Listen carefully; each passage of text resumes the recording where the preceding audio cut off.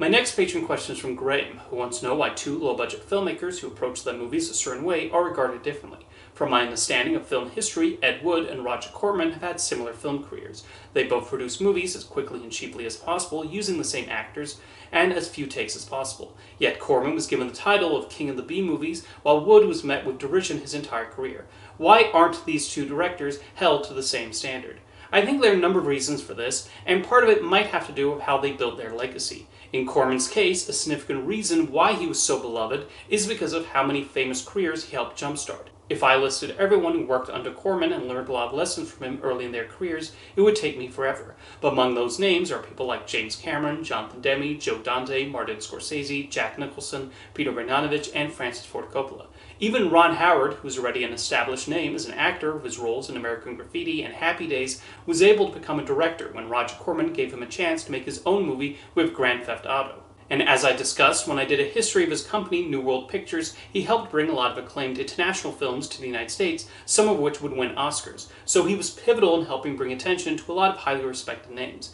Ed Wood did not have the same widespread influence. He did have his own troupe of actors he worked with, but only a few of them went on to be well known. Wood was primarily known for working with Bela Lugosi at the tail end of his career when he was sick. Probably most infamous was when he edited some footage he shot of Lugosi before he died into Plan 9 from Outer Space, and then had a double hide his face. What also helped Corman were the scripts he directed. One of his most notable collaborators was Charles B. Griffith, whose scripts like Little Shop of Horrors and A Bucket of Blood had a darkly comic and witty tone to them, even as their stories leaned on the absurd.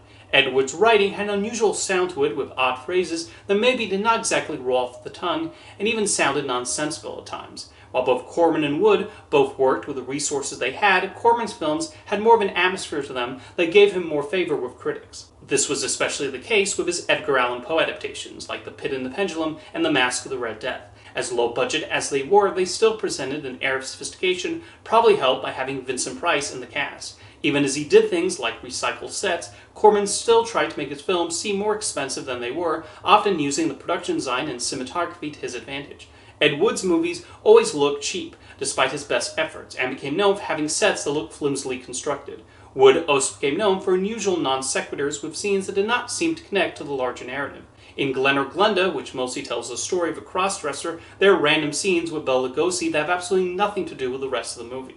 Unlike Wood, Corman also had more control over the distribution of his films. He spent several years making films for American International Pictures, and then later co-founded New World Pictures with his brother Gene.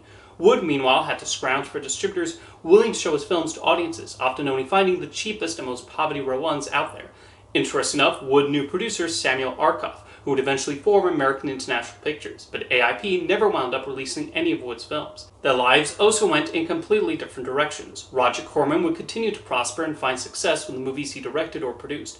Ed Wood would unfortunately have a lot of financial struggles, and when he was not able to make movies, he had to rely on writing pornographic books to earn a living. He also became a severe alcoholic, and when he died in 1978, he had pretty much fallen into obscurity at that point. A lot of his movies, like Plan 9, would usually be shown on television at late-night hours and were generally mocked by those who watched them.